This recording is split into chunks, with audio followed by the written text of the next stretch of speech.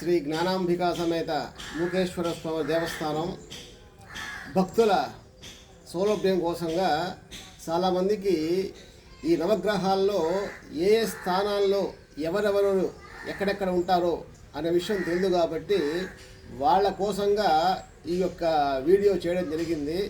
ఈ యొక్క మా దేవస్థానంలో ఉండేటువంటి నవగ్రహ మండపము. ముందుగా ఈ యొక్క నవగ్రహ మండపంలో లోపలికి ప్రవేశించినప్పుడు ఈ యొక్క 9 మంది నవగ్రహాలు ఉంటారు. ఈ విధంగా ఇందులో మధ్యలో ఉండేది సూర్యుడు, అంటే ఈ నవగ్రహాలకంతా రాజు అన్నమాట. ఈయన ముందుగా ఆదివారం సూర్యుడికి ఎర్రవతులతో దీపం పెట్టుకొనేసి గోధుమలతో కానీ ఎర్ర పూలతో కానీ సూర్య ఆరాధన చేసుకున్నారంటే వాళ్ళకన్నీ కూడా బాగా సౌకర్యంగా ఉంటుంది. అందువల్ల ఈయనకు ఎరుపు రంగుతో ఆకారాన్ని ఈ విధంగా అలంకరించున్నాము. ఈయన తర్వాత చంద్రుడు, సోమవారం అధిపతి చంద్రుడు కాబట్టి ఈ సోమవారం పూట చంద్రుడికి తెల్లని ఒత్తులతో దీపం పెట్టుకునేసి తెల్లని పదార్థాలతో నివేదన చేసుకుంటే ఈ యొక్క చంద్రదేవత అనుగ్రహం లభిస్తుంది. అటు తర్వాత అంగారకుడు, మన యొక్క కుజదోషం ఉన్నవాళ్ళు కూడా ఈ మంగళవారం పూట అంగారకుడికి ఎర్ర ఒత్తులతో దీపం పెట్టుకునేసి ఎర్ర పూలతో కన్నా పూజ చేసుకున్నారంటే కుజదోషాలు నశించిపోయి వాళ్ళకు మంచి సంబంధాలతో పెళ్లి జరిగి దాంపత్యం బాగుంటుంది.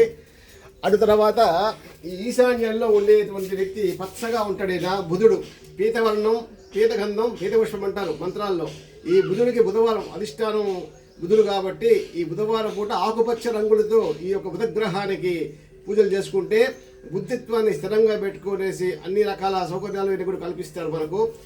అటు తర్వాత బృహస్పతి కనకవర్ణం, కనకగంధం, కనకపుష్పం అనగా పసుపు రంగులో ఉండేటువంటి వర్ణంలో ఉంటాడు కాబట్టి బృహస్పతి ఈయనకి పసుపు రంగులో ఉండే ఒత్తులతో దీపాలను చేసుకొని పూజాధికారులు నిర్వహించుకుంటే గురు అనుగ్రహం లభిస్తుంది.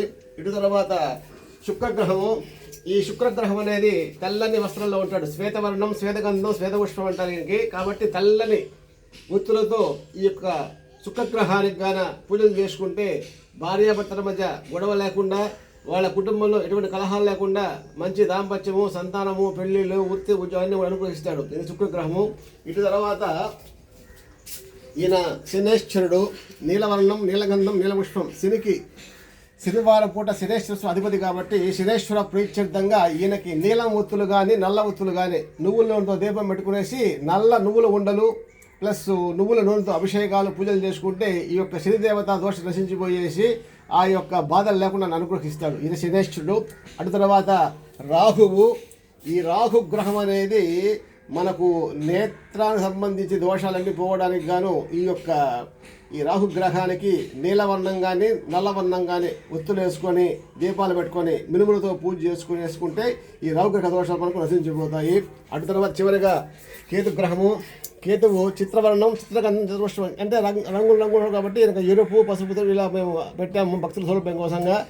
ఈయన జ్ఞానానికి అధిష్టానం కాబట్టి ఈ యొక్క కేతుగ్రహానికి పసుపు, ఎరుపు, తెలుపు ఒత్తులతో 3 ఒత్తులతో దీపం పెట్టుకొని ఈ యొక్క ఉలవలతో గాన పూజ చేసుకుంటే ఈ కేతుగ్రహ దోషం నశించిపోతుంది. ఈ విధంగా 7 వారాలకు సంబంధించి 7 గ్రహాలు కూడా మన నిత్య జీవితంలో మనకన్నీ కూడా అనుగ్రహిస్తుంటారు కాబట్టి ఈ విధంగా నవగ్రహాల మండపంలో నవగ్రహం కూర్చుంటారు. ఈ యొక్క నవగ్రహమైనటువంటి ఫ్లెక్సీ అన్నమాట. సూర్యుడు ఆదివారం అధిష్టానం, ఆయనకి కెంపు రక్తం, ఉంగరం కెంపు ధరించాలా, ధాన్యము గోధుమలు, వర్ణం వచ్చేసి ఎరుపు. ఈయనకి శాంతి పూజ, రుద్రాభిషేకం. ఈ విధంగా 9 మంది నవగ్రహాలు కూడా ఈ విధంగా ఉంటుంది. మీ యొక్క జాతక చక్రంలో అయ్యే వాళ్ళని చూపించుకొని ఏ గ్రహానికి ఏ ప్రాయశ్చిత్తము, ఏ హోమం, ఏ పూజ చేసుకోవాలో మీరు తెలియజేసుకొని ఆ యొక్క నవగ్రహానికి పూజలు, అభిషేకాలు, శాంతులు, హోమాలు చేసుకొని మీ జీవితంలో ఈ యొక్క నవగ్రహ పీడ నశించిపోయే విధంగా శివానుగ్రహం లభించాలని కోరుకుంటూ శుభం భూయాత్.